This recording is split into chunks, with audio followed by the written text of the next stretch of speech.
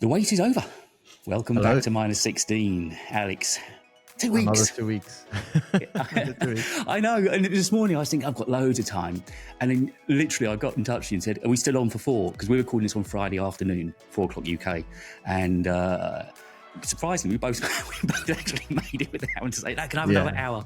But you said your afternoon. Well, I was that close. Yeah, I was that close to saying, can we delay it? But, it was never going to happen anyway. My video, I was in the middle of an edit. I finished all my meetings about 2 p.m., 2:30. Yeah. I thought, okay, I got a couple of hours. I can finish the video. But yeah, I got to about 7 minutes out of the 12 that I needs editing. So it's still 12? halfway through, really. Man, 12, you're slacking. I'm used to 20-minute movies from you now. Yeah, just see, those videos do really well. That was a big one, wasn't it? That was a big one. People love those, but they take 2 weeks to make. At least, yeah. I think what people, I'm sure, I don't know if they realise or not, because when I used to sit and just watch YouTube and didn't get involved with making it, I think, and even I've been involved with radio, so I'd had an idea, sort of media-ishy things. You don't realise just how long it takes to go out and shoot B-roll, and then to remember what you've shot, to remember if you shot it on an Android or an iPhone, where you've got which library you've got to go to find it, and it takes so much work, doesn't it? Yeah, it depends how the type of video as well. If it's just a talking head, a conversation, then that's easy, right? It's barely cutting. But most of our videos involve getting extra shots, detailed shots, and testing things outside. And yeah, it's especially with smartphone stuff. I've got to be honest, I'm getting fed up with reviewing smartphones now. Because, how's the channel going to pivot then? Where are you going to go with it? Yeah, I mean, the thing is, I actually enjoy the result, but I don't enjoy kind of, going through everything that you need to do. But yeah, because you end up not really appreciating some stuff, and for example, I want to test gaming for the video, but I don't end up enjoying the game itself. I'm aware that am I in focus? Is the audio good enough? I'm not actually enjoying the experience of playing the game. And I'm pretty sure everyone's the same when you're reviewing something. You're not really appreciating it. And also when things turn up now, when the Pixel turned up, for instance, it sat there on the desk for 2 days, I think, because you just look at it and it sounds ridiculously precocious and sport. And I promise you, it's not meant to come across that way. But it's just another thing to get out, log into and use. When it used to be, you were getting a personal phone that you've been saving for, looking forward to. It had a different feeling, didn't it? And I know it does sound very precious, I know, but you know exactly what I'm meaning. Yeah, and it can get out of hand. I mean, and I was actually quite good this month because I was a lot of people on both the UK, the main channel, and the Brazilian channel were asking me to review the new foldable device by Oppo, OnePlus, OnePlus Open. And I really wanted to, and I was very tempted, but I was like, what? I'm so behind. I've done, I think, 2 videos on the Pixel, which is brand new. Like you said, it's just sitting here now, like not doing much.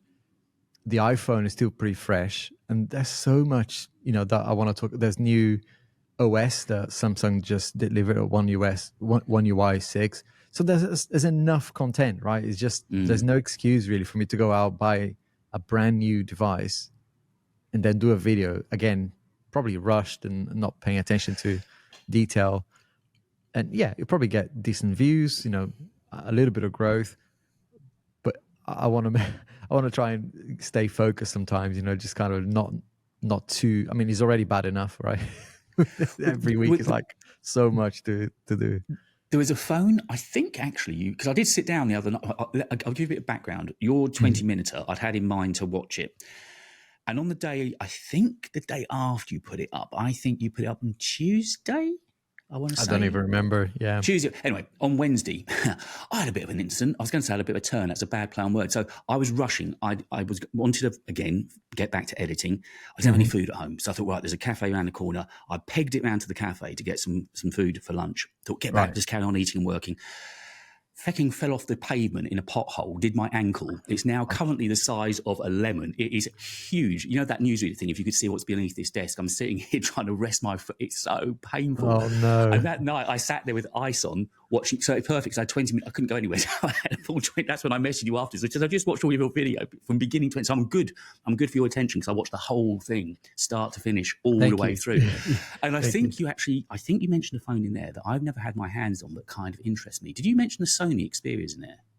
Yeah, so that's another one that it's been, I know nothing about a few Sony's. months now that it's been released, and I didn't get the one last year, and I just want to try the phone because it's kind of a as an enthusiast, it's a niche, isn't it? phone, Yeah, it's not really one that for the masses, but isn't it meant to be a sensational camera on there? Yeah, it's probably the best from a specs perspective, and it can do some crazy things like. You can stream for it effectively outdoors and just take it, and that becomes everything. And I've seen some people do that, and it's I think that's a proper pro phone. What sort of money do they go for? I've not even looked at prices. What sort of money are they at? They're not cheap. It's around 1,400, if not more, here in the UK. Yeah. Have you had a Sony? Have you used one? Back in the day when they were Sony Ericsson, so it doesn't count really. Do you remember those days? They were like, I think they were the first camera phones, maybe. I don't know, but it had a tiny little camera on it. Yeah. No, you said that, and it kind of interests me because I've heard of people talking about the Sonys, and I just thought, that could be an interesting. I know you just said you're getting bored of phones. And I thought, well, that's an interesting spin because that is very niche, but very high end, very quality again, isn't it? Yeah, you won't get views. It's not the sort of video that will get loads of views. I don't need that. That's 100% sure, but I just want to try it because it's. I think it helps as well getting a sense of what's out there, right, in terms of tech. Because a lot of the other manufacturers they will use. I mean, I think the iPhone uses Sony, either the sensor or yes, it's a sensor, because Tim was out. Tim was out at Sony just before, halfway through the year, I think, before the 15 came out. So that's where the giveaway. We knew that we were getting a new Sony sensor in there. So just before we're going to talk M3 in a minute, but while still talking phones, I know in your last video you were shooting. Well, it was all about iPhone 15, and of course we know that you're now a Samsung S23 user. And if the gods are kind, I would like to try and get a Samsung because that's the only one of the three flagships, putting Sony to one side, that I've not owned and used for any period of time. Yeah, that's right. So, but the 15 now, I've just done my. Going to be a terrible self-plug here. I have got a members newsletter. If you haven't subscribed yet, it's totally free, and it's just a video, like 10, 15-minute video. I send it every Sunday. Just chit-chatting about what's going on. And I know you sometimes watch it, but I actually finally this week shot that on the iPhone 2 SSD ProRes log. Now, you've got more photographic knowledge and background than me. You know I've come to it lately, and I've really loved it. I was trying to shoot log, and I was having so many problems. Oh, really? Everything was overexposed, and I couldn't work out why. So I'm using the Canon now. I very nearly used the iPhone today, but I'm using the Canon. I've got a big key light 100% on. I've got another fill 100%. When I sit here with the iPhone, I have to have those throttled back to about 25%. They're right down. Otherwise, I'm just totally blown out. Is that kind of usual with log? It depends how you're recording. Yes. In fact, you're meant to record on cameras anyway. You're meant to record like a 1 stop or 2 stop higher so that you can dial it down in the edit. In post, so my Sony, for example, is hardcore, like not hardcore, but on the hardware you have a button to like +1, +2, it goes up to like +5 maybe. Right. So you kind of crank up the exposure on purpose for shooting log. Yeah. So I do that. But on the phone, I was going to ask, do you use like the standard camera app to do this? No. Or are you using... I spent all last weekend playing with the BlackMagic app. Right. So I tell you what, you're going to... That's why I was asking, because if you were using the standard camera, the iPhone will sort itself out later. Yeah. But because you're using the BlackMagic app, I'm guessing a lot of the things you're dialing in manually, all the exposure, the f-stop, the ISO, certainly. I mean, white balance, I've decided that is a whole game I don't want to get into. I'll just leave that auto unlocked. The reason is overexposed is because the iPhone is not calculating the 180 degree rule. Yeah. So if you've got like a 30 frames per second, you should be recording at 1/60th. Yeah. So for that, you're going to need an ND filter, basically. That's the short version of it. I actually, I carry one with me now for the phones. Because you were using one in your video, weren't you? Yeah, and because the phones got so good now with video, but there's that problem. If you don't want to use the auto, which, the auto is fantastic. I mean, this morning I used 4K 24 outside in just a standard 4K. But if you want to use, in the iPhone app. yeah, on the iPhone, just a standard camera, yeah. Because sometimes you just want a quick. I think in this case it's like a 10-second. I want to say something in the intro, but on the same video, I wanted to show off the ProRes capabilities and add my LUTs and add stuff. So for that, I use an ND filter, and later, the shot is then uniquely yours, right? So you made that shot look the way you wanted it to look. Oh, and what do you do? How do you play with? Because I'm thinking I'm going to make a video for absolute novice beginners because I was struggling to find the information. Everybody, when all the videos I was watching was assuming that you had some knowledge, and I suppose fairly so, because if you're interested in shooting log and using LUTs, you're probably thinking you've got some knowledge. But there's going to be other people out there like me that are coming to this new and finding out for themselves. And it was only because I spent hours. I'm a nerd, so I just spent hours until I got it dialed in. Yeah. And the newsletter that's gone out today, I'm actually pretty happy with. And the funny thing is, I've wasted money. I'm not going to mention the creators that I bought, but I bought 2 sets of LUTs. So the color correction back to 709 and then some cinematic. They both sell all the same sort of things. I'll tell you after 2 they were. And they look crap. The best correction log I found was the BlackMagic one. It was brilliant. Yeah, I think it depends on the software you use as well. With Final Cut, because it's Apple, there's an Apple log in there. So when you bring the footage in now, luckily, it wasn't the case with the 14 Pro Max, especially if you film in HDR, which is, as I said to you, I think it was a Pixel video. A Pixel, yeah. Anything that's got HDR, up until recently, because now even HDR footage, when it comes into Final Cut, seems to be auto correct. The color seems to be okay now. And the HDR aspect is there. But it's still not as nice as when you play back on the phone. It's still not as good. And I'm not sure if it's my monitor or whatever. Like sometimes you've got to calibrate the stuff as well. But it's just not. I don't think it's the same quality. It's doing some conversion, but you're not getting what you've recorded. But in Final Cut now, you've got Apple Log, which will help anyone. You don't need to buy a LUT basically. The LUTs will come in handy. And doing color correction yourself and color grading yourself is great to then make, like I said, make the shot uniquely yours. And there are so many good ones out there. I bought a few before. I ended up, picking settings that I like within a LUT and then just keeping that and then adjusting. So I ended up, I think at the moment, so you save that as a preset for yourself. Yeah, so it's kind of my own, but I kind of nicked LUTs from other people and then kind of layered them on top and adjusted the dial so that sometimes, if you apply a LUT and it goes so crazy, like the colors are immense. So you have to really adjust it to the way you like it. And actually in Final Cut now with the stuff that I use, again, not an ad here, but I use Motion VFX, sorry. Yep. They have some built-in presets that come with that. They're called the cinematic something, right? Amazing, expensive as hell, but it looks awesome. And I'm using that in the video for tomorrow, and it looks.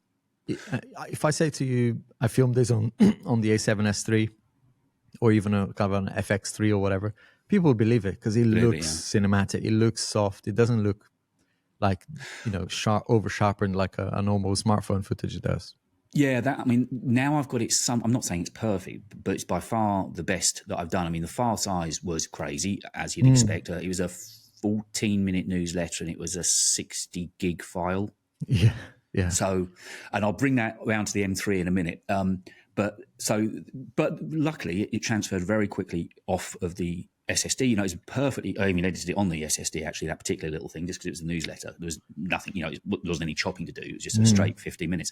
But and now I've seen what it's capable of in my own hands and eyes. I'm beginning to think, what, that camera is pretty bloody special. It's legit. It wasn't. It's probably the one reason. Well, it's not probably. It is the one reason why I'm not sending the phone back. I mean, I'm not even kidding. The phone doesn't have a SIM card on it. I do nothing on it all day, but I use it for video, and it's crazy, right? Because it's a bit of a waste. The smartphone itself, I'm I'm kind of getting used to it. Kind of, my video about it tomorrow will include some useful things that I found with the action button, which is like, okay, I saw something on Twitter, I think you put up, didn't you? Yeah, I won't and ruin the it, but I saw video something on Twitter. which is why it's taking long as well. The video is quite, kind of a bit of a tutorial in the middle there that shows people how to get the action button to be more useful. And there's loads of stuff online anyway. I'm not the first one to come up with this stuff, but it's now, I'm getting to a point where actually, okay, I can see myself using this, maybe not as my main device right now, but I can not feel bad having it and collecting dust here. At least it can be more useful. So yeah, for you on the whole, just to close the loop on the overexposure stuff, definitely get an ND filter. There are plenty out there. I'll leave a link. I'll share a link in the notes. I was going to say, let's get a link in the show notes for that one, because I'll probably go and buy it myself anyway. So then if you're using an ND, how does that affect the color correction? Because you're putting an ND on top of a log footage, right? Depending on the one you get. I mean, there are like for lenses, right? I've got an ND filter on right now, even though I'm in the studio. If I don't have it, I will be, and I am at the moment. If you look at this bit here, I'm actually overexposed here. Oh yeah, on the cheek, So I could do with a bit of dialing in a little bit more on the ND filter. But yeah, it does change the color a little bit. And if you buy one that's too cheap and like an Amazon one, no brand one, you see some vignetting as well, which is not great. So, but there are some brands out there. KF Concept is a good one. I use one from Sandmark. They're excellent and they're variable. So, if it's not that sunny, it's like sunglasses, but you can adjust them, the strength.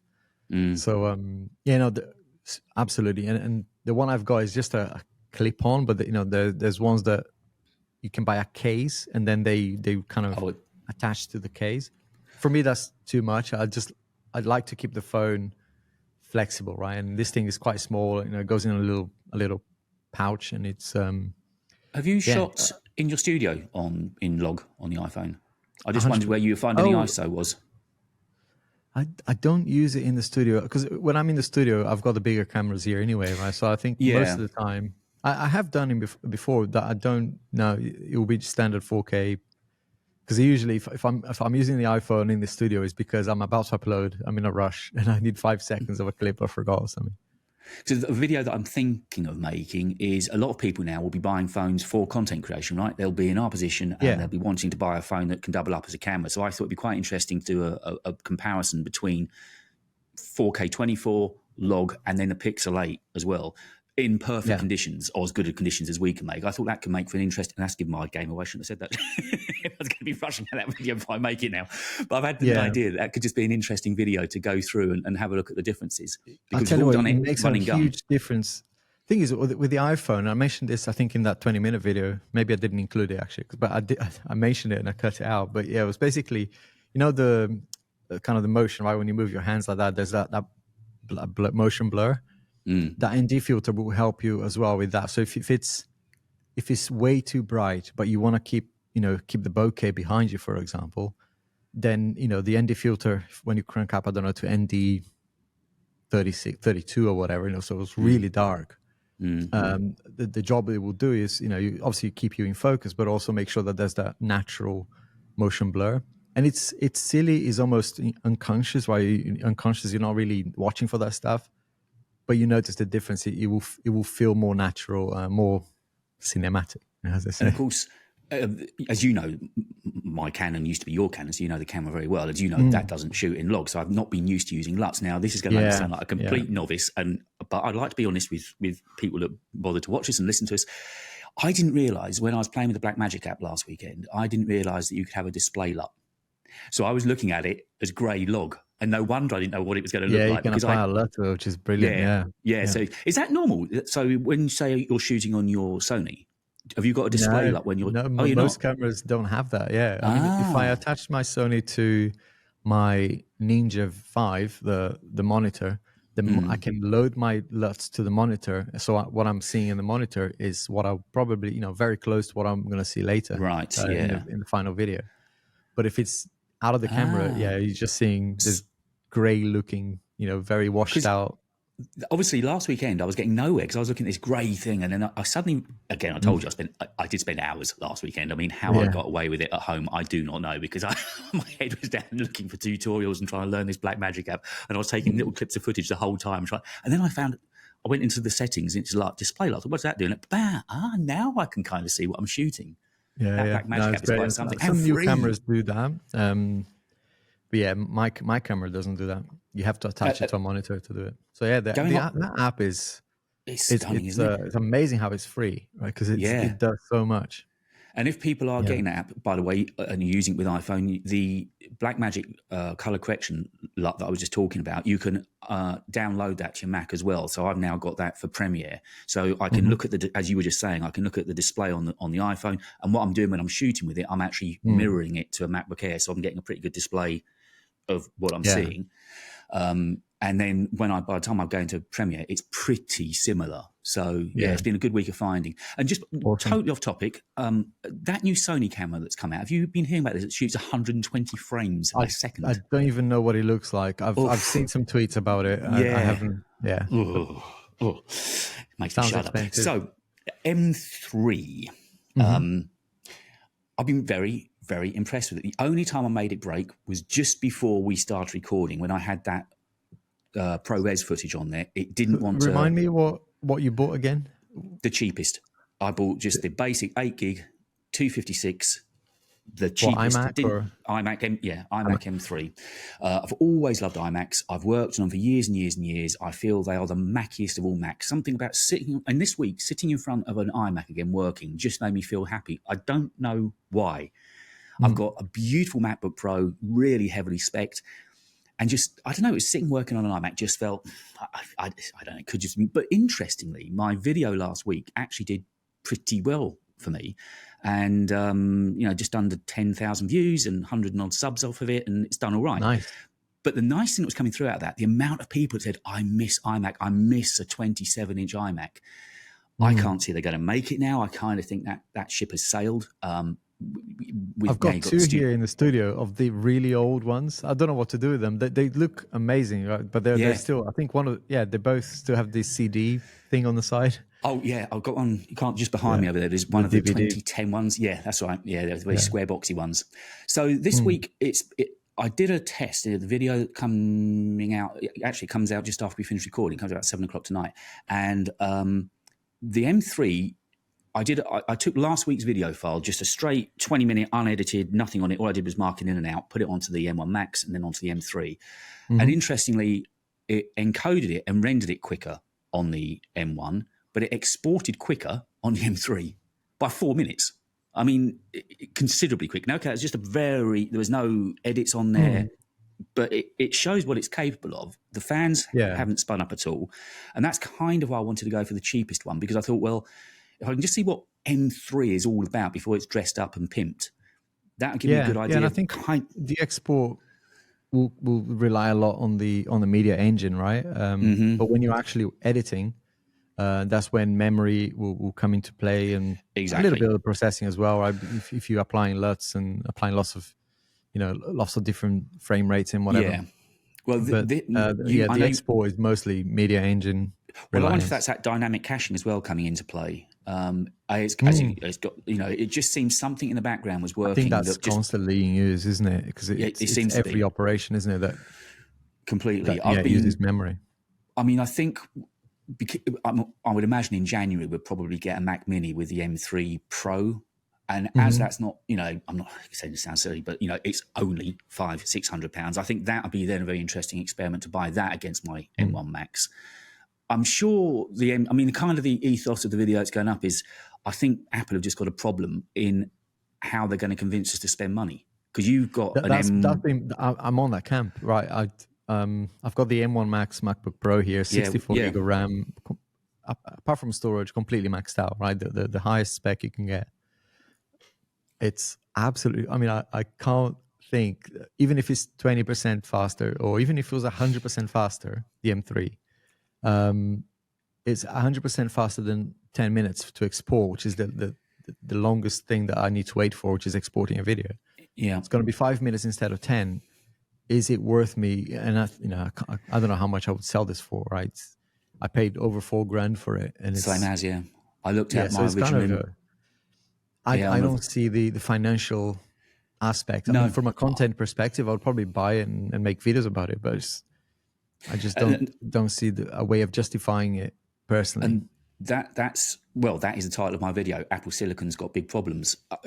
Clickbait, but it's absolutely true, because I made the point. Even if I was, like you just said, that was a 20-minute file I exported, and I know your last video ended up that, but generally we're not doing that. But I said, even if I was exporting 20-minute files, I only do it once a week. If I was doing it 3 times a day, 5 days a week, okay, then you'd think saving 5-10 minutes a day, per edit. That's. But if you're exporting, it doesn't add up, does it? These machines are so good. I've started to notice more little hiccups here and there. It's like before we started the stream, right? I couldn't the recording of the pod.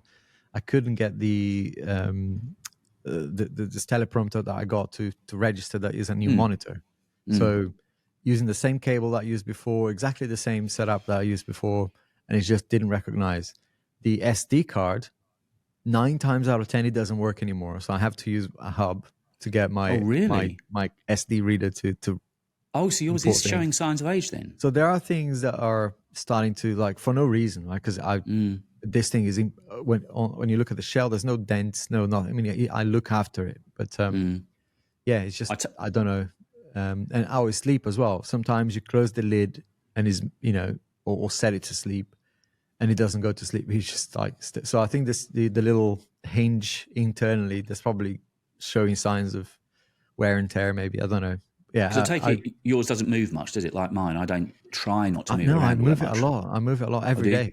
It comes with me because sometimes I do as much as I can in the studio, go home, have dinner with the family, and then later on I'll get back on and edit from home.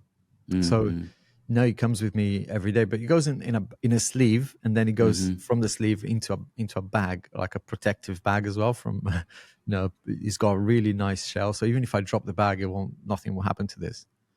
So it's just getting to a point where maybe it is approaching its end, but it flies through the stuff. I think in the last year I had one incident where I had to, I think it was 2 weeks ago when we were recording podcasts as well, right? I was trying to export and it just crashed halfway through. It was another, I think that was a half an hour long one. But was that not a Final Cut issue rather than a Mac issue? I don't know because it just worked after without me doing anything. So it's kind of unexplained why it crashed. But nothing making me go, right, I need a new one, basically. No, and I think they have, and you and I are not so power users, but we're certainly higher end users by the nature of what we do, being audio and video work and photo, multi-layered Photoshop document, things like that. And if people aren't using them to that extent, then they're never going to make these things sweat. On that M3, I know you use Vision Effects, isn't it? That's one you use, your packaged motion effects. Motion. I use Film Impact. They're great for Premiere. They're quite lightweight, actually. Yeah, I mean, it depends how many of those you add to the video. Exactly. But if you're using just a couple and just graphic stuff like text and flying things, it's not really going to do much. No. So I think next week I might try editing a bit heavier on the M3 and see where that gets me. I'll have the M1 because the iMac stays here in the studio, not at home. So again, that was one of those classic examples. I got it last week and then I didn't see it all weekend. I didn't need to come in here, and I had this lovely brand new Mac I wanted to sit and play with. It just wasn't with me. But so far, I still have the M2 MacBook Air. How much do you use that? Not that much, to be honest. But if I go to London for work or whatever, then I take that instead of the Pro, because it's lighter and I get a lot done on it. When I editing, it's not a problem. Exporting would take longer, of course, and I'm not using the internal SSD. I'm using external drives all the time. But it's not slow by any means, and that's a 16 gig one, so it's got plenty of memory and an M2 chip in it. So it's yours is 60. Your M1, you say 64 gig. I got 32 gig. Of course, now they go up to 128. I'm just thinking, Jesus. Yeah, that's some serious. I look at myself when it's busy, and I'm not using 64 gig. I'm using maybe gets up almost at 40 sometimes when I've got like Lightroom, Photoshop, Final Cut, dozens of browsers open, browser tabs open, and it's like 30, 40 gig, which is a lot. So it is getting used, but it's not reaching 64 gig. And just to prove that I do watch your videos, I remember when you did your M2 video back in the summer, you did a big sort of Lightroom test, and you threw loads of images into Lightroom, didn't you? Applied some presets and exporting, and it handled it really easily, didn't it? Yeah, those are tests that I'm not a photographer, but I ask my viewers. Like sometimes they come in and they say, "Oh, I'm trying to do this." So I ask them, give me a test that you normally run yourself, and they say, try importing 100 images in Lightroom Classic, not the standard Lightroom, and applying a preset on all of them as you import, then export them. It's stuff that used to take a long time. Another one is to do AI denoise, which is a feature in Lightroom Classic. Again, grab 200 photos and apply that. Right. These days it takes seconds, right? But you used to take, you have to go and grab a cup of coffee or make a cup of tea. But now it's just, regardless of it, the M1, M2, they're all, the difference will be 1.5 minutes to 2.5 minutes. It's not really. Yeah. We are seriously spoiled. I mean, we've got such great machines around us. I mean, I know that you've made the switch to Android from iPhone, but it sounds like you're pretty much staying Mac come what may, aren't you? The workflow you on Mac.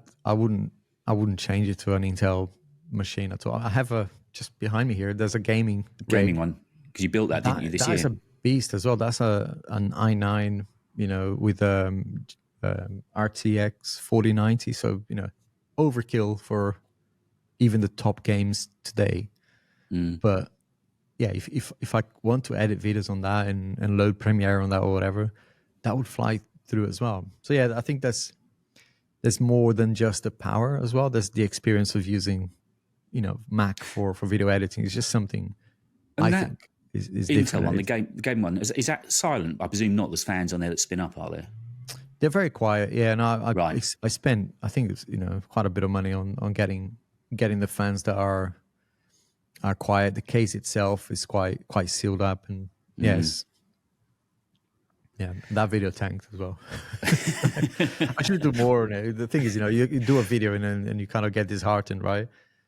But that's what I spent a lot of time building that thing, and the video just like a few thousand views. But as you said, it means there's a couple of videos I'm thinking of making that are things that I would just like to make a video about, but I know they won't get views on because it's it's such a weird kind of niche, I don't know, editing thing or something I've come across that. And it's so weird. YouTube is the weirdest thing, right? We say that every week, but I noticed recently that it's like a video I made 2.5 years ago about AirTags. Whenever they came out, I did a video, and I was probably not even scripting at the time. It was within my first 10 videos. So you can imagine, right? The quality was like horrible. I had no script, so it was a ramble basically. And the amount of views that gets, and people are like constantly, still every day commenting on it. And I'm like, please don't watch that video. There's 300 other videos that you could be watching that are miles better than that. But YouTube keeps pushing them. It's crazy. I've got one silly short like that. I did about side loading. I did it. Wasn't quite my bedroom, but it was kind of one of, like you say, virtually no effort and virtually no graphics on it. And it's one of, like you, I still keep getting comments about when side loading coming, EU, and it keeps getting views and comments, and it's not really all that good. It was a bit of news on that day. Yeah, I think it's in my case, whenever there's some news about AirTags, and I think recently, like, was it a city in America gave AirTags to everybody, and my title is something like AirTag Secrets, but when you go into the video, I don't actually mention the secrets. There's probably no secrets, but I don't mention anything until the end of the video anyway. It was a horrible video, but people watch it, and most of the comments now is, what was this video I just watched? You just rambled, and it's like, yeah, you're right. Take that on the chin. So talking of things that played right into our hands, just before we started recording, of course, RCS is coming to iPhone, sort of. Yeah. Well, it is. It is coming to iPhone. late next year, from what I gather. And the latest news is it is still going to be green bubbles. It's pretty much been confirmed now. It will still be green bubbles. I made a short video today about I haven't uploaded it yet, but it was like, I bet Apple, I mean, they could do it out of spite, right? Not even make it green, but make it brown just to kind of look like shit. Yeah. So it's kind of been quite a week because, of course, I think it was Tuesday, Carl Pei put up this video saying, I don't think Apple are going to be very pleased. I don't think Apple are going to watch it. I don't think Tim Cook will have anything to say on it. Less than 48 hours later. So basically, I don't know if people have caught up with the news. Carl Pei, Nothing Phone, and I've done some videos on Nothing this year. They brought out this thing called Nothing Chat, only for Nothing Phone 2. And it kind of brings iMessage to your Nothing Phone 2. You get blue bubbles. Yeah. You can send high-res videos. You get read receipts, all of that. The one, I was reading about it at a silly hour this morning. For some reason, I was working at 4:30 this morning. Don't know why. I had an idea in my mind, you know what it's like. And then I was in bed and I thought I can either lie here thinking about it or just going, right. So off I went. Anyway, so when I was reading, the bit that's kind of a bit worrying is that you have to sign into this app with your Apple ID. And this Apple ID is held, he's admitted, on a Mac Mini server center. Now, having just had a close brush with, identity on being online, and I wouldn't want to give my Apple ID over with all the information that holds to it. I would feel I'm not suggesting aren't trying to be careful, but that Apple ID, I mean, after that last skill I had, I've changed it to this most unrecognizable strong password. I would not want to be giving that out. It holds too much information. And I think for the benefit of getting iMessage on my Nothing Phone 2, it's not a price or risk that I'd be willing to pay. Yeah, I've been having the discussion with a few people online because, when as soon as I saw that, because I don't know, I've been talking about this for at least 2 years. In almost every single video, I make some sort of mention about this, right? And my most recent one was about the ecosystem. And I talk about this, like, it's so stupid, right? Because it's all about Apple kind of trying to retain people in their ecosystem. And the iMessage is probably one of the strongest reasons, right? Especially in America, for people not to leave, because I want to keep this, this feature. But I just, whenever, I think it was 2 days ago, that Carl Pei announced, I immediately said, okay, this is great news, he's brave, but at the back of my mind, I knew that wasn't going to be the final solution, because I think I said that on Twitter. So I like the fact that there's enough noise being made, and I even said hopefully the EU will hear this and do something about it. And that was a joke. I didn't know the EU was actually behind it. Yeah, but it turns out that's the reason they're doing, right. There's a regulation coming in next year that they have to be more friendly to be more, to coexist with other technologies. Their whole thing is interoperable across platform. That they're going for this, and kind of the way I signed off the blog today is like I'm not necessarily saying I'm for government intervening and stepping in, but the 2 times they've kind of crossed into our territory this year with they've USB-C, been great for us. And I think it's good because with the size of Apple, if they're not policed somewhat, they can get things their own way so easily. I think occasionally it doesn't hurt just to rein them back in a little bit. So, and the DMA, the Digital Marketing Act, which is what the EU are pushing through, and this whole where we want more level playing field. And the very, very valid point, they're saying that even people that can't afford the latest iPhone should still have a safe message service. They shouldn't still be relying on SMS and MMS. And I was going to say this because you mentioned, right, the stuff that Carl Pei was putting in with Sunbird or whatever, and absolutely, it's not the safest option to have anything. It is encrypted. They have their terms and conditions that say, we're not going to touch your data. They say all this stuff, but I still wouldn't trust, right? That's me personally. I wouldn't trust. I like the fact that they've been brave and innovative putting this stuff in, but I'm more interested in the outcome, which is what we got. I'm a little bit, I get a little bit kind of, because I mentioned this in my ecosystem videos, like you mentioned that there's a security concern if you go and use Carl Pei's solution, but Apple at the moment, until they implement RCS, they are responding to every Android user with SMS, which is clear text, unencrypted, and not only that, right? If you if you really digged into iMessage encryption, if you don't turn off, oh, who did that? We're getting a thumbs up somewhere. Oh, I just saw that. I think I wasn't looking down there, but yeah. Oh yeah, if you do that now, bubbles. Yeah, that's great. Oh, okay. Yeah, that's distracting for you listening. It's not happening for me. I can do whatever, and nothing happens to me. Yeah. Crazy. Oh well, that's Is it just me? Oh, well, just you. Okay. Interesting.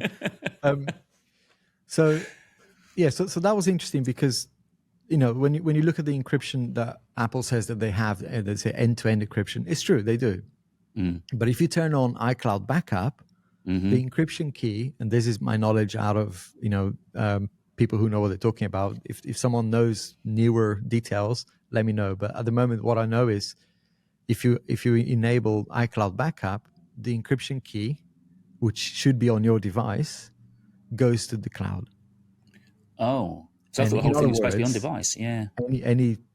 Anyone, including Apple, could either ask Apple, say, you know, if I'm CIA or whatever, FBI, can I read this message?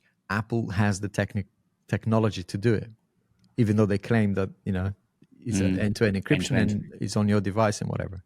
But if you've got that turned on, then the encryption key is up there, and you know, so it's in my mind not that safer than what CarPay, you know, is putting in from that aspect. But you know, they're making that decision, right? And it's well documented. They came out, I think Federighi, what's his name? Carl Federighi? Craig.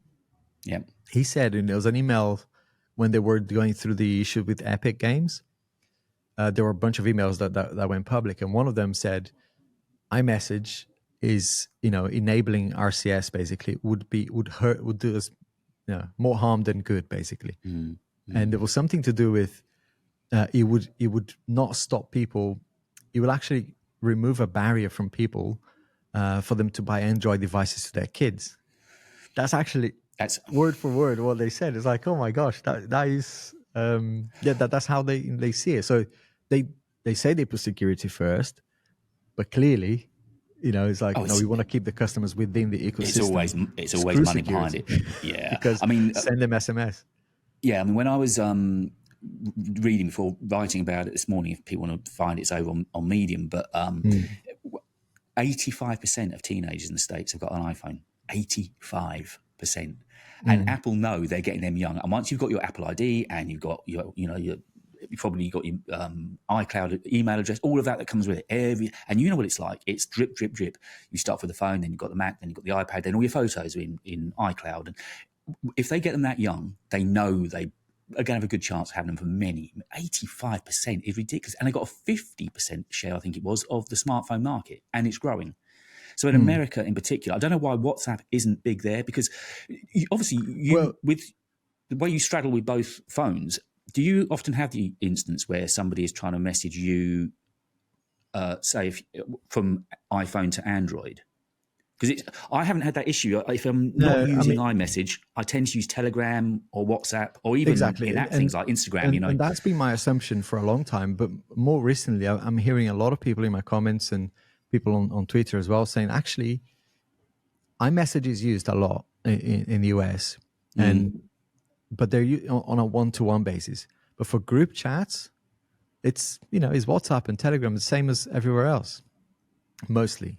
That's what I'm hearing from people. But yeah, if you've got any data on this, let us know as well. But I think, it was a misconception of mine to think that, because I listen to people like Marquez sometimes, and Marquez will say, he'll swear blind that iMessage is the default and everyone in America uses iMessage and nothing else.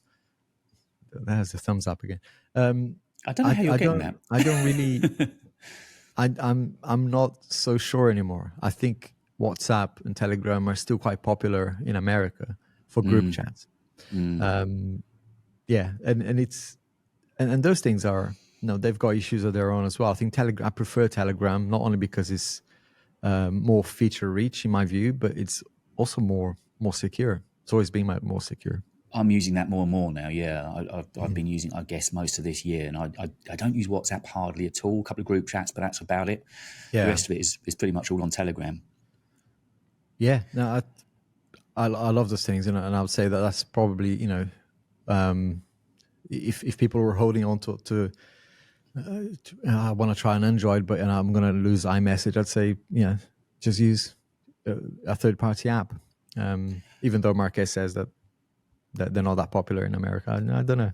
No, I don't know enough people in the States. I've got a couple of friends I could possibly reach out to and see what they're using. How it just sounds like iMessage has got it so tied up over there. I don't know, but and you said that you're using a teleprompter again. Yeah, I'm using it right now, even though it's not doing much. It's just in front of the camera doing bugger all. It's the Elgato one. So does that mean you're reading scripts from it now then? I still have my other teleprompter, which is just a mirror, and I put something under it. Yeah, same one I've got, I think. Yeah. Yeah. So I still use that because there's a few issues with the Elgato. I don't know. I want to love it, and it was expensive. It was like 400 quid or something. So what's its USP? I don't know anything about it. So it's got an actual display, like a mini iPad looking like display under the mirror. So instead of you putting your phone or an iPad or whatever under it, it's got a monitor. So you can plug the monitor into your computer, and through an app, you can then drag a window into it, and that becomes whatever. So so it's picking the script straight from your Mac into the actual script app is not great. It's not like the one I use, which detects my voice and it scrolls with my voice. Yeah. This is more like it just starts to scroll, and you can pause it, but it means but it's not the best. So, but the reason I got it is more for, I thought it was going to be more useful for that. But I also thought about streaming, and for streaming, when it worked, it was brilliant. Now it's just not when you're live streaming. Yeah, so live streaming, and I used OBS last time, which was brave because I never really used it in Anger. So I had a few issues with getting comments, for example, to pop up and whatever. So I need to do some work on that. But just the standard chat from YouTube, dragging that into the monitor, it was brilliant because it meant I didn't look to the side to read the chat. The chat was right there, and I was talking to people, like looking them in the eye. It was absolutely brilliant for that. But the display is a little bit annoying, and actually the plastic is a bit wobbly. I had it on an arm from Elgato as well, and the thing is, when you move the desk, even though it's a little bit of movement, the camera is wobbly, so it's not very sturdy, basically. So there's a few issues with it. I think it's a great idea, and it would be awesome for a lot of people that do live streaming. But I think for our videos, there's a few things that could be better. Could be more. Could be sturdier, and the app for the script should be better as well. I'll try and remember to get the link from that for you as well. Actually, so we need ND filter and that. So I think people might be interested to look at it just to put in the show notes. Now we've spoken about it. It literally just came out. I think Patrick he sent me a link, so I got this came out. He knows I use a teleprompter. It's like, oh my gosh, this looks amazing. But yeah, it's a little bit. And if I mean, that. Because normally Elgato are good quality. I've got a few Elgato bits and pieces, and I want to love it. They're pretty serious, aren't they? I don't know. It's not doing, especially when it doesn't work. It's got one job, which is it's to work. Now look, the same teleprompter you've got. I've got sitting at the back of the studio now, and I've haven't read a script for a very, very long time. What is that one? That's the something gear, isn't it? Yes, that's right. Yeah, it's got a gold logo on it, isn't it? Yeah. A lot of people use that. That works really well as long as you've got an iPad or a decent sized phone, and there's that app you can get with it, and it works really, really well. I have a fantastic one called Padcaster, which is a tiny one. I think quite a few people use them as well because with those I can even take them outside if I want to. They're really good. They're called Padcaster. Yeah, Padcasting. Yeah. Okay, another one I need to remember. I should be keeping notes of things I need to get from you, but we need some links in there. And I don't know if people, I mean, I think people are fairly aware that we use Riverside to record this in, which I'm a huge fan of. It had a few niggles, like any of these things. You've got to spend some time sorting them out at the beginning, but by and large now, you and I get together on this, and it's pretty seamless. It's been okay. I mean, we had a bumpy start, didn't we, with it? Yeah, but it's been great now. Yeah, it's been solid. We've got the settings down. We don't touch it. We just come in, jump onto that studio, and it works. But they've also launched a teleprompter within Riverside now. So if you're using this to record your own video, they have now got a teleprompter within Riverside itself. So the script can come out. So again, it's worth looking at Riverside. We've tried Ecamm before this, and because that just seemed very, very flaky. It's another beast as well. It's like OBS, isn't it? So complex. Yeah. Whereas this just kind of works. So that's that. Now, on YouTube, something you can try and wise me up. We spoke very briefly about it before the start. This new rule about we can't place our ads, is there any real difference going on there? Is there something I'm missing out on? Not as far as I can tell. Obviously, they're doing it because they probably see a better way of monetizing more out of us. That's my cynic side of it. Thinking, that they just want to put more ads in our videos. Whether you like it or not, it's going to happen. They're basically saying we're going to play ads at the beginning, at the end, in the middle. Even if you don't say anything. I think that's kind of reading between the lines. That's what's happening. But I personally never really. I think at the beginning I was a little bit afraid of putting ads in the video, so I was selecting when to put it and how many as well. But for the last at least 2 years, I just say, I don't want to manage the ads, but I go in and see if they put an ad where I'm in the middle of saying something important, then of course I don't want it to be interrupted. So, but what I found is because most of my videos have a bit of an interlude with music. Even if it's like 5 seconds between a subject and another, I'm moving from here to outdoors and I do a little break. That bit of music then gets chopped. And I think that's fine. And if they put an ad in there, it doesn't feel like it feels like a natural break anyway. So I'm okay with them managing the mid-roll ads for me. I never go in there and add more or remove them. So, but I know people, some people do it too much. Like in a 10-minute video, there's like several breaks, and I think that's too much. But you get lots of money for that. So I don't know. Yeah, my audience will probably unsubscribe if they see that. I don't know. Because I think there's no skippable ads now, are there? I think that was one of the changes that came in as well. I seem to think I read that.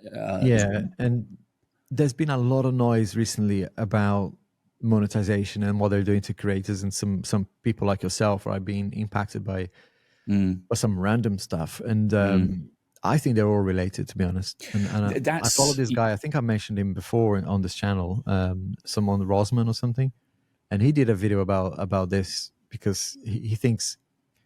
Well, I think there was with the ad blocker initially, right? They blocked people from using ad blockers, but it is. In the last 2-3 months, they've been doing quite a few changes around monetization, and I think it's all related, really. I can't help but think it's not, because this thing blew up this summer. I know it's a little bit before that, but it really got to a peak of this invalid traffic, which I still think is affecting me. And I think in my case, there was one particular video that it all seems linked to. It's a Pixel video. Yeah. And I posted it right on the, within a couple of days of me getting this warning in studio saying about this invalid traffic thing. And it just seems too coincidental that now they're saying, right, we're changing rules on skippable ads and we're going to be in control of where the ads go. I don't know if they're feeling their collar being felt by somebody. They thought they needed to clean their house up. Yeah, that guy I mentioned, one of the things he exposed was the fact that a lot of advertisers were, digging deep into where's my ads going, and they found a whole load of issues with ads being shown on devices that couldn't play the ad. The ads being shown on mute, so you couldn't actually hear what the ad was saying. There was lots of issues, and people started to realize, hang on, I'm paying for my ads to be shown on YouTube, and I'm not getting any. I mean, there's no way the ad's going to be getting anything. There's creators as well. Sometimes you get, I get once a week now, YouTube kind of promoting me to promote my videos. Say, hey, you need to promote your videos. I never say never, but I never done it, and I don't see why I should, because to me it's like, almost getting fake subs, right? But I know creators have done it, and one thing that is consistent when they do is it will go to basically markets where they're known for bots effectively. So you get all this bunch of subs come in and very low engagement, but are they good for the channel? I don't know. So YouTube will, you pay, I don't know, 75 quid, I think is the minimum for us here in the UK to do like an ad. And they'll kind of show your stuff to some people. But I don't know, it doesn't feel right. No. So if advertisers are not seeing the return, like creators are not seeing the return, I'm guessing they had to do something. That's my cynic approach, and kind of trying to understand a little bit beyond what they publish. Yeah, I agree with you because, as you know, I'm very much learning on the fly this year as the channel's begun to be monetized, for whatever that means. It hasn't meant an awful lot, but, it means I'm having to look at things a bit more. And when I saw this change coming, and I was trying to work out how it would affect me, and then I link it back to this problem I had during the summer. And again, you know me, I mean, I'm as honest as a day is long when it comes to this. I'm just working hard, and I'm not trying to buy views. I'm not trying to get bots in, I'm just trying to make good content and learn my craft. And for suddenly our bosses, YouTube, to kind of be the ones that are screwing us over to some degree, just left. Because I honestly thought YouTube were really careful and looked after creators. I think they still do to some degree. I think if you're a massive creator and you're generating a lot of kind of income, then of course they'll make sure that you don't leave to go to another platform, I guess. But I don't know. I'm starting to get worried about it, because I think there's something that could be exciting, but could also be an issue, which is I forgot what it's called, but some sort of basically they're doing Brand Connect. I think so. Brand Connect. Have you heard of this? No. So there's a program, and I think they selected a few creators, or I don't know, a bunch of creators, where you can basically connect with brands through YouTube. Right. I think that could be great, but it just depends how much those brands will pay you, because coming through agencies, coming through directly to us, all those emails that we get, right, can be painful. I mean, actually, that is the worst thing about content creation for me right now is the channel is at a decent size, but the deals I'm getting through are 99% what I was getting a year or 2 years ago. They're not really, they haven't grown with the channel. Yeah, the channel size has not meant up until now anyway, better brands. I mean, the same sort of level of brand. I mean, some brands are decent and they're they're very respectable, but I'm not getting like amazing deals come through. Maybe once a year I'll get one that's like a TV manufacturer, whatever, but it hasn't really translated. So maybe this thing, the brand connecting, will help people like me. It was like, okay, the channel is a decent size, a decent audience, lots of engagement. I mean, if you read my comments, like so much positive stuff in there. Yeah. So maybe brands will look at that and say, okay, that's a channel that we could advertise in. But at the moment, that could be a positive way of looking at it. But another part of me will think, well, they wouldn't do it for nothing, right? They'll do it because they want to take a cut, and then you kind of, if you start an engagement with a brand through them, what happens if you stop it? Can you then engage with that brand directly, or? So just so I've got my understanding of it right, then is that YouTube are effectively suggesting they'll act as the agency, so they'll present to you a number of clients they've got and say, do you think you can approach X, Y, and Z through us? Yeah, it's probably. Right. I've only read a couple of emails. I haven't seen, they haven't offered me that you haven't seen it in your studio or anything yet, then? You haven't? No. Some people have. I think in America this is coming. Quite a few people in America have seen it. I haven't got it. So yeah, it's could be awesome, right? If it cuts those crappy brands that we get, like 10 emails a day, sometimes like, what is all this? And sometimes, you end up missing good opportunities because, some of the stuff comes through that's so much rubbish, Well, clearly I've been really careful now, really careful. And that WhatsApp group you got me involved in, that's been a great sounding board, because now the first thing I do, as soon as I get an email in from somebody, I'll reach out to that community on that group and say, have you had it? And I would say 10 out of 10 times I said, no, they just spam you with email, walk away. They're not worth it. They don't pay anything. They want something for free. But it's great. At least I know that other people are getting that same kind of, all those rubbish emails through at the same time. Yeah, and the sad thing is, sometimes, I think I got one today. It was a decent brand. They came up and I said, okay, here's my rate, right? And it was, I'm not taking the mickey. I'm kind of valuing my work and not Yeah, charging because you that don't want to much devalue more. it. No, exactly. Yeah, and I'm thinking, how much would this genuinely cost to make? I'm taking time off my other business sometimes, and I'm having to make this work. So I can't do it for free.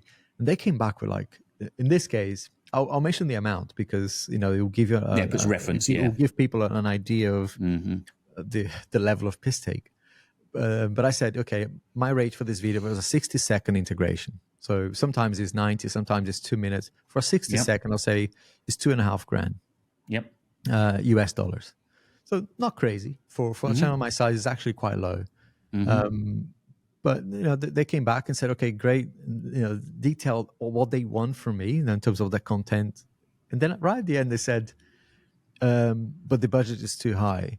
Can we pay you $300 at the delivery of the video?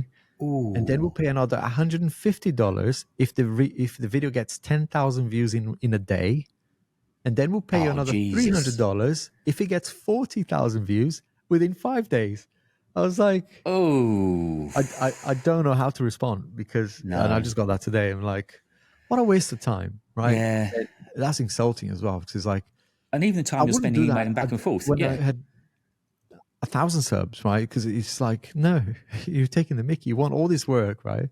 You want me to research the product, actually test it and trust it as well. Yep. Yeah, and you want to use my audience, right? You came to me, right? Yeah. And now you're saying you've done the hard work of creating the audience for them. Yeah. Bugger off then. Yeah. Yeah. Geez, that's harsh, man. That is really harsh. Yeah, and I'm, and that thing is annoying, right? Because it's one email, but it's a conversation that's been going 3-4 days, and to get to this point, it's like, just. So out of interest, I'm not going to mention any brands, but people that watch your videos know the kind of brands that you might work with on a return basis. Are they easier to work with in terms of that? Do they give you certain view figures they want you to hit? Or no, I mean, I'm saying those like the plague. Yeah, I mean, I've done those. Yeah, and usually the bigger the brand, I mean, it's a mix, right? But like if you, I don't know, Peter McKinnon, for example, right? He uses Squarespace, and everyone knows now this was a big brand. So sometimes a creator like our size, like really small creators, we look at that and go, brilliant, right? I can associate myself with that brand as well, but they probably know that as well, that you're kind of not just you're not interested in just in working with them because they will pay well, because they're probably putting some value on the fact that you're getting some street cred, basically. Yes, yeah. So they will pay you peanuts, basically, at my level anyway. So I've done those because sometimes it's not just about the money; it's about the halo effect, right? You want to be associated with a brand that's recognizable, of course, and the product is decent. I'm a customer as well, so there's a lot of that goes on. But most of the time, I look at the product and go, yes, I could do this video, and most of them want a dedicated video as well, and they're like, can you do a dedicated video? It's like, oh my gosh, and I will do it if I really trust the product and if the money makes sense and I'm excited about the content. But I've been bitten so badly this year, I think a couple of times, by dedicated videos.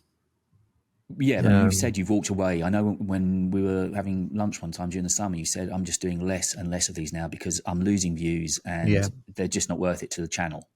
Yeah, I think I did 2 or 3 this year, and one of them was a nightmare. I had to go public on Twitter and say, these people are not paying. Oh, yes, we talked about that. Remember that didn't one? we? Yeah. Yeah. They ended up paying, but it was a fight, right? It was like I had to basically threaten legal action and all sorts, and I had other creators as well help me, because they were emailing other creators at the same time and engaged with other creators, and and you obviously who we had here actually emailed them and said, because you're doing this to Alex, I'm not doing it.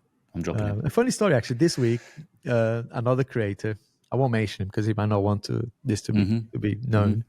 But yeah, I had another creator, exactly the same situation. They produced a video. Different company completely. But yeah, similar situation where agreed payments. This is the thing, right? There was no contract. It was just an email in this case. And they decided no, the video didn't do well, or the video didn't get an approval, whatever, for the description, whatever it was, the excuse, said we're not paying.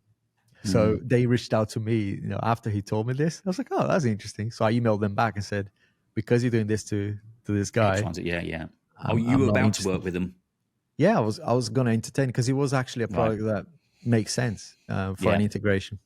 Yeah. So I said, until you solve that problem, I'm not doing it. And you should be aware that the creator community is small, but very, very strong. And those WhatsApp groups and the things that we have, they're really, really useful, right? In any industry, I'd say that's really important to know your competitors. But in the content creation, we probably don't see ourselves as competitors, right? We see ourselves as a group, and it's really never good. come across that at all. Never have I come across anyone trying to sort of withhold or get one up. It's always been we're all in this together, because we've all got a different space, even though we're talking about the same thing. We've got and there's enough out there, right, for everybody. It's just I think it's frustrating when brands try to take the mickey like that, because they probably don't know that naively, right? They probably don't realize that we talk. Yes. Yeah. And may I just say, my extreme and expansive knowledge of one sponsor, MacPaw, have been brilliant to deal with. They have been really, that's what really you want, good. right? And they couldn't be easier. It couldn't be nicer. They didn't ask for anything of approval. They didn't ask for any kind of view figures. They just said, look, put it in the first 3 minutes, I think, is all they said. And, as long as it's early on in the video, and all they wanted was their affiliate link right at the very top of the description so that people saw it. But outside of standard stuff, that's standard. And even if they want approval, if they're paying for the ad, basically, I'm okay with them saying, you mentioned the wrong number here, or you need to correct this, or can you mention this feature? Yeah, exactly. As long as they are things that are not going out of your normal review, right? Because if I do a review, then I never mention this aspect, or or you're not allowed to say this. No one has ever said this, by the way. But if a brand says that, ever says that to me, or you're not allowed to say this, or you're not allowed to say that, then I'm not in at all. It's like I can't. But so even on paid video, on integrated videos, if you honestly feel something about that product and they're saying no, you can't say that, you'd walk from it.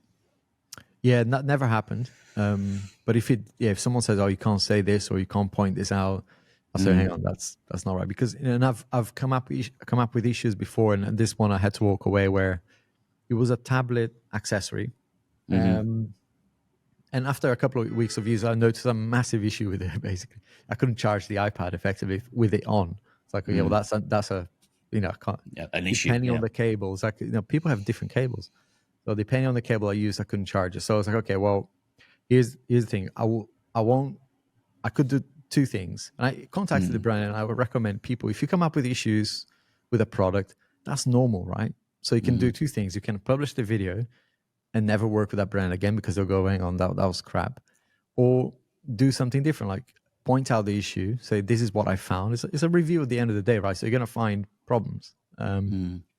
And give the brand the opportunity to say, yes, it's okay for you to upload it and mention that we're fixing it, as an example.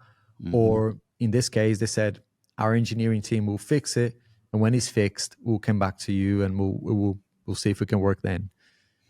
I think that's a better way of approaching issues like you find with, because I hate to go online and say there's a problem with a product, right? So I'd rather test a product, and if there's a problem, I'll mention in the video, and then the brand can have an opportunity to say to me, it's okay for you to mention it, but also mention that we're fixing it with this.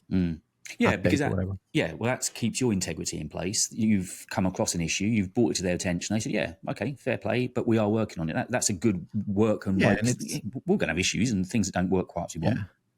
And we're all here for, hopefully for a kind of a long-term thing, right? If you're thinking short-term, then you probably don't care, right? You're just going to go, right, I'm going to say what I want to say, not thinking that next year there's a new version, there's a new cycle, and that brand is probably going to, going to go, we're not going to work with this guy again, right? So you got to try and, where possible, where the brand is willing to show that they are improving and show that they, that they want to build a relationship with you, I think it's good to maintain that. And I've sometimes, to my detriment, gave brands too much credit sometimes, but and you just said in the long run, sort of kind of finishing on a positive note. I'm really enjoying. I'm so glad I started to do this. I really am. It's been a rebirth for me. Just the amount of knowledge that you're constantly taking on and learning and different things. Just there's little nuggets you pick up along the way, and you just get excited about trying something. Every week when you're starting a new video, it's just, I don't know, you get such a buzz of just thinking, okay, I've got a fresh slate this week. I can start all over again. Anything I didn't like last week, I can make it better this week. I just love that approach. Yeah, it's just fantastic, isn't it? It's a great feeling. I mean, there are definitely, it's a roller coaster, right? There's definitely times when you go like today, but I think what I learned this week was, and I've come across this before, where if you're feeling tired, if you're feeling like you've done too much for too long, your decision making gets impacted as well. So what I've learned this week was, because I was rested, I didn't upload last weekend, and that was a brand issue. Actually, they didn't approve the video on time. I was like, okay, fine, but it meant that I didn't have to rush over the weekend, managing everything else. And so I took a bit of a break over the weekend and took the week, feeling very, very fresh and, lots of creativity. So I got to today, I had another problem. And because I don't feel, exhausted, I was like, okay, well, it's not an issue, right? I can deal with this. I can. So I was able to kind of make decisions and just contacted the brand and say, well, the video is uploading tomorrow instead of today. I'll go home tonight, have dinner, enjoy time with my family, and then edit the video later or tomorrow as well a little bit. So exactly. It does help having a fresh head sometimes, or because last 3 months, like you said, it's been grueling, really. You can't be tired and creative. It just doesn't work, unless you're a big enough business that you can palm off some of the other duties to somebody else to take care of. But most of us are doing all of this by ourselves. And if you get to the point where it's feeling a chore and you're realizing you've been sat in that same room for 8, 9, 10 hours, there's a point at which you're just not going to be giving your best. No, and sometimes, and this morning was another example where there's this bit in the intro where I'm trying to get my head around, how do I keep people watching the first few seconds, right? Because it's so hard. I mean, I can see improvements, but they're so tiny, but they are improving, where, I'm getting punchier and shorter and more to the point at the beginning. But so many people still skip those first few seconds. And I'm kind of trying to learn, what can we do to kind of improve that? So this morning, on the drive here, I thought, okay, I know what I'll do. I'll just kind of, show straight away, not mess around, show straight away what I'm going to do, and then explain a little bit, what the process is in the process has been in the video. And I've seen a lot of creators do this, where they show the effort that the video was to make, and somehow when they do that, the theory is that it will get people to value more straight away. Because some people, and most of the people hitting your channel for the first time, well, most people watching your videos are people who never seen you before, which is a crazy thing to realize, right? When you realize that, it's like, okay, I'm talking to someone new pretty much all the time. So it was good to be reminded of that. And then because I was feeling fresh, I was feeling positive, and it was sunny as well, so I went out and just recorded a bit outside, explaining a little bit of what the video is going to be about, and kind of showing people value straight away, because a nice entry reel. And I, like I said, if I was knackered, I would probably just head down, edit non-stop, in between my meetings, and kind of. But it was nice to kind of not feel exhausted for once. Yeah, the last 2 videos, the intros, and I've done something new on this one. I'm actually a tiny bit proud of it. It kind of, when you get a vision in your mind of how it's going to be, and okay, it never ends up quite like that. I give up on those so many times. Every week, it's like, I know exactly. But it's got something. And then you get to like, oh my God, this is difficult. Yeah, well, last week's one, I don't know if you've seen it, but both are centered around actually buying music. So I've been using Licked for the last couple of weeks. Good and bad things to say about them. That's for another podcast. That in tomorrow's video as well. Yeah. Good and bad, exactly. Yeah. So they've had my 25 quid 2 weeks running.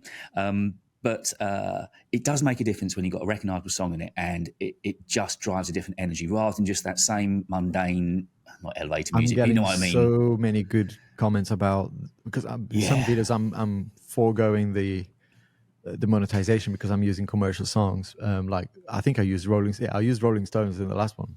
So I'm never going to get a penny for that. But the comments I'm getting about the music choice and how I used it, it makes massive difference to the video. So sometimes I'm thinking, especially if the video is sponsored, do I need that extra? Yeah, exactly. I mean, if the video does well, right, it's 200, maybe 300 quid. I think I'd rather, because, you know, I'm already being paid for this video. Well, So last week I did approach I'm obviously. taking. Yeah, well, I had the benefit last week of that video being paid, so that was kind of okay. This week it's not, but equally I kind of thought, well, building on the success of last week's video, I just wanted to keep that energy going. Lend me a favour, watch the first 25 seconds of today's. I felt bad it was 25 seconds, but I think you'll see what I mean, that it's kind of all right. It's not indulgent. I'll I don't watch think it it's later. indulgent. Yeah, Goes up at 7 tonight. So you're uploading... why 7? That's a question. Why 7? Well, my YouTube channel says that many of my viewers are going to be there at that time. Last week, LUTS actually did me over, and I was intending everything will upload. Yeah. So you know what I'm talking about. We'll keep that for another time. Yeah. And I did moan about them on Twitter, and I'll give you that story. It's there to see. But anyway. So last Friday, I was sitting here with the video all done and dusted. I was just waiting for approval on the song, license, approval. Ended up at about 7:10. I put it up, and it had 1,000 views within 2 hours or something. I thought, okay. Right. And it was 90% America, the views, or 85% America. So I thought, okay, well, it kind of worked last week. It's a kind of similar subject this week. Let's, if it ain't broke, don't try and fix it. Work then. Exactly. Why shouldn't it? So that's why it's going up at 6:55, just before 7 o'clock, to try and get into that cycle and see what happens. But it's a short one this week. It's only worked out to 8 minutes, because most of mine recently have been sort of 12 to 15, 16, which are quite long videos. I don't know if using music is doing more harm than good or whatever. It's hard to tell, because in some cases they are blocked in some territories. So the music I use, if they're not on LUTS, for example, you can get blocked in Russia, for example. Most of them are Russia blocked. Yeah. So I don't know if that's impacting the video. I mean, I don't get many viewers from Russia anyway, but I don't know if YouTube's algorithm is using that as a way of saying, okay, we can't push it too much because there's an extra risk here. Maybe I don't know. Yeah, I mean, for the time being, I've gone the route of buying genuine licenses. I won't necessarily do it all the time, but even when I'm watching it back on the final, and as you know, you and I watch our videos endless times before they go up, and normally you're fed up to the back teeth that same incidental music. This time, because it's actually, and this week particularly, was a track I really like. Last week I used Bruno Mars. Not necessarily a massive Bruno Mars fan, but it wasn't a bad track. 24K, I think, was. Yeah, I've looked at it several times to look, and it's just too, for me anyway, it's like too upbeat. And sometimes like, okay, that's awesome. Yeah. But it won't work for every video. Yeah. Then I have this kind of thing, because my background, of course, was rare soul, like proper, really ridiculously rare soul vinyl, and I'm selling out now. I'm playing this bougie music, but of course it's a different audience. They're not listening to me for my musical knowledge. It's just to make something entertaining to listen to and watch. So that's a different kettle of fish. So tonight's one is going to be Jamiroquai. Nice. Yeah. That's the thing with LUTS. You find so few songs that you go, okay, I want. So I'm using, I think, I've got Sam Fender, I think it is. Oh yeah. And my daughter knows his keyboard player. They went to the same university. There you go. What's that? 7 circles or 3 circles of knowing somebody famous. There you go. Yeah. Haven't the faintest who Sam Fender is, but I've heard the name. Yeah, I think I used Fatboy Slim last time, which is a bit crazy. Yeah. But yeah, I think I just wish they had more songs. There's a lot of songs in there, but they're not songs that I would use in my videos. No, I just happened to come across this Jamiroquai one, because obviously being a bit of a soul, and I wanted something at least I kind of like. So I can deal with giving JK a few quid. That's all right. Yeah. Go and buy another Ferrari. It's fine. Sometimes they've got the artist, but they don't have the right song from the artist. It's like, oh. Yeah, because I was really hoping they might have had... brilliant. The one track I want from Coldplay isn't there, but everything else is. Yeah, I saw that a load of theirs in there, funny enough. They did come across. And I was hoping the Stars ones, it wasn't there. And I was hoping maybe it was old enough now they might have the Jacksons, some of the not the Jackson 5, but when they were the Jacksons and much more soulful. I thought, maybe some of the... No, you can't get anything of that. No. None at all. I've seen lots of people use classical music, because those are they're seen as in the public domain, so they can use them and not get copyright. So you can use like Beethoven and things like that. Yeah. So you got a video up tomorrow, Saturday. Tomorrow I will do a quality edit this evening instead of a rushed edit. Nice and relaxed, chill. Which would be good. Nice bit of food first, settle down. Yeah. Take the MacBook home with you. No, exactly. Yeah. I like the sound of that. Right. I think we've done good. Yeah. So we'll be back in 2 weeks' time. Nice to try and get together before Christmas, do a podcast together. Yes. See if we can make some time to do that. And definitely. I know you've got I think in mind. we might have a guest. Hopefully. I was going to say you've reached out to somebody. Yeah. Let's hope that comes through as well. So somebody from the States. Yes. Possibly. Yes. Yeah. Good stuff. A good friend. Okay. It's been fun as ever. We'll be back in a couple of weeks' time. Don't forget, get in touch with us. And thank you for watching, listening, viewing, however you're doing it. Subscribe. Yeah. It's how we love to put aside and just do it. And I'm glad we both seemed a little bit more relaxed this time as well. It's just like, it's Friday night. Time to unwind now. Yeah, do it. Okay. We'll see you all in a couple of weeks' time. Cheers.